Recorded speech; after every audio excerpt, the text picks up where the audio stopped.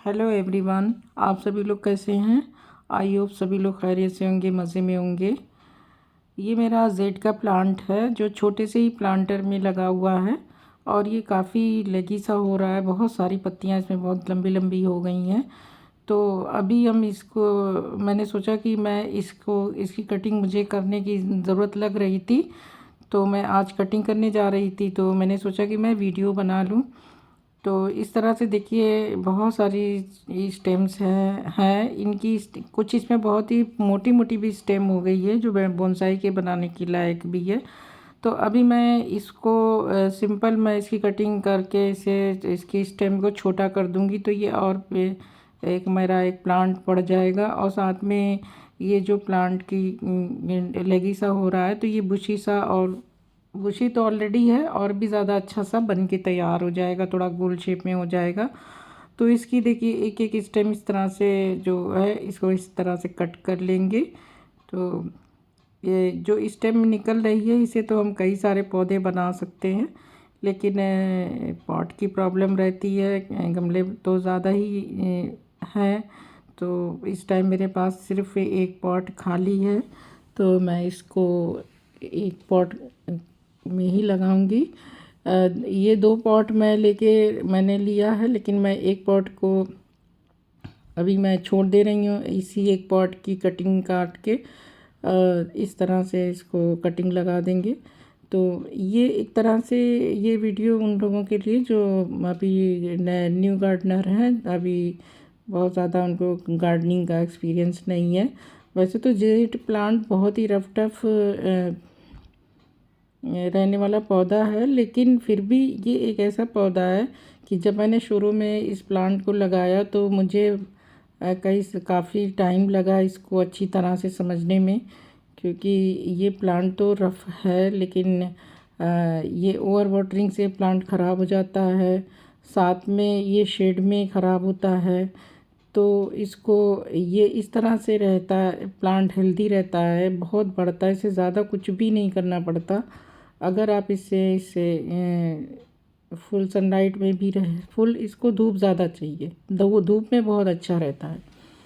तो मेरा प्लांट पूरा टाइम फुल सन में ही रहता है और देखिए कितनी अच्छी सी ग्रोथ है। छोटे छोटे पॉट में काफ़ी घना घना सा है। तो इस तरह से इसकी लंबी ये कटिंग से लगाया हुआ प्लांट है। इस ये जितनी भी एक्स्ट्रा कटिंग निकलती है इसको मैं इस तरह से लगा देती हूँ, तो पौधे बढ़ते चले जाते हैं। तो इसकी स्टेम इसी तरह से छोटी छोटी स्टेम को हम सॉइल में सिंपल इस तरह से गाड़ देंगे। और इसी कुछ भी करने की इसको ज़रूरत नहीं रहती है कि इसमें रूटिंग हार्मोन ना भी लगाने की ज़रूरत नहीं है, और ना ही और भी कुछ भी ट्रीटमेंट करने की ज़रूरत है। और इसको लगाने के बाद चूँकि अभी ये मई का महीना चल रहा है, तो बस इतना मैं करूँगी कि इसको लगाने के बाद मैं हफ्ता 10 दिन इसे मैं पूरी तरह से शेड में रखूँगी, क्योंकि अब मैं जब कोई भी प्लांट जब हम इसकी कटिंग करते हैं तो वो थोड़ा सा उसके नेचर पे इफ़ेक्ट आ ही जाता है, और साथ में फिर वो नई सॉइल में जाएगा, जड़ बनेगी, तो ये सब प्रोसेस का असर प्लांट पे पड़ता है।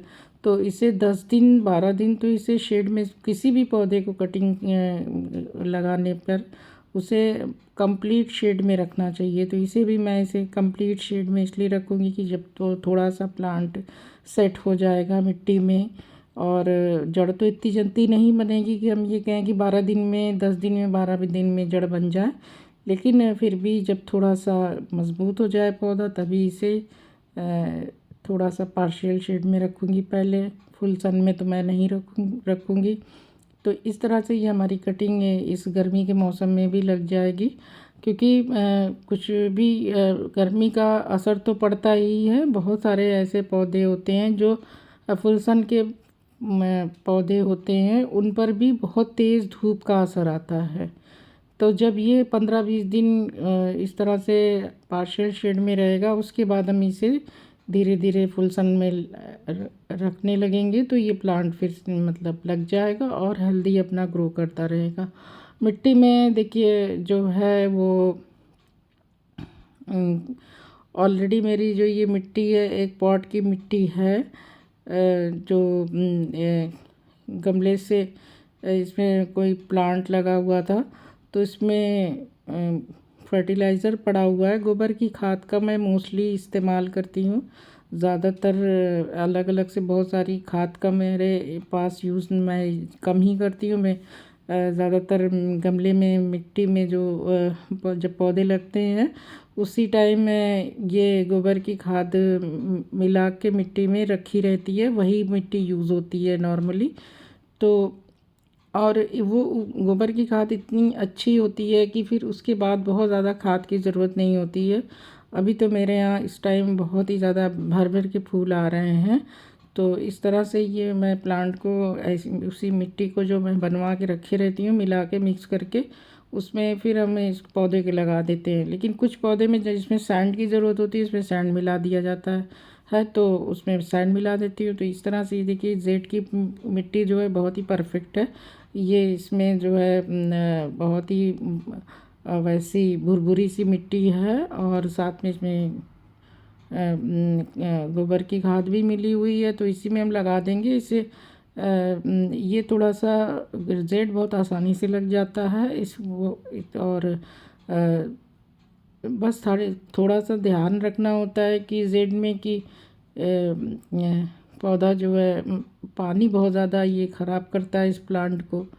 तो ये मौसम तो कड़ा होता है, जल्दी से पानी सूख जाता है। बरसात में इस पौधे को बहुत ध्यान रखना पड़ता है। और इसकी कटिंग देखिए मैंने इस तरह से सेट कर दी है। दोनों पौधे बिल्कुल एक ही जैसे दिख रहे हैं। एक की कटिंग बहुत ज़्यादा मैंने बिल्कुल एकदम से हार्ड प्रूनिंग कर दी, छोटी छोटी पत्तियां हैं, अब वो धीरे धीरे बढ़ेंगी।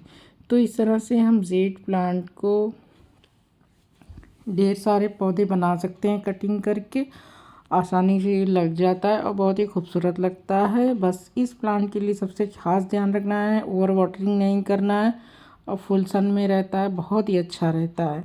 मेरा प्लांट बहुत मेरे यहाँ साउथ फेसिंग का है मेरा घर, तो बहुत ज़्यादा तेज़ धूप रहती है लेकिन इतनी सनलाइट में भी वो हेल्दी बना रहता है।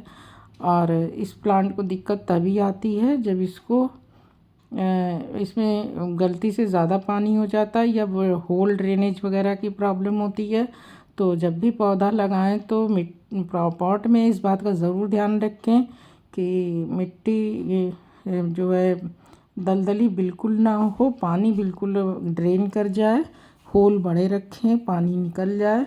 और गर्मियों में तो पानी पड़ जाएगा तो निकल जाए तो अच्छा है, लेकिन और दूसरे मौसम में पानी अगर रुक गया तो पूरी जड़ें सड़ जाती हैं, पत्तियां सब गिर जाएंगी, आप प्लांट ख़त्म हो जाता है। तो इस तरह से जेड प्लांट फुल सन में रहने वाला पौधा है। 3-4 दिन हफ्ते भर, सर्दियों में तो 15 दिन से में पानी डालें, बिना पानी के भी रहता है तो भी ठीक रहता है।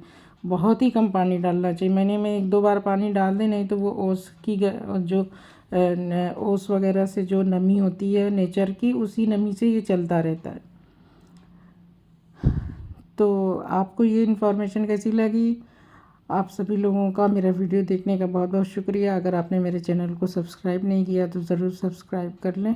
Thank you for watching my video.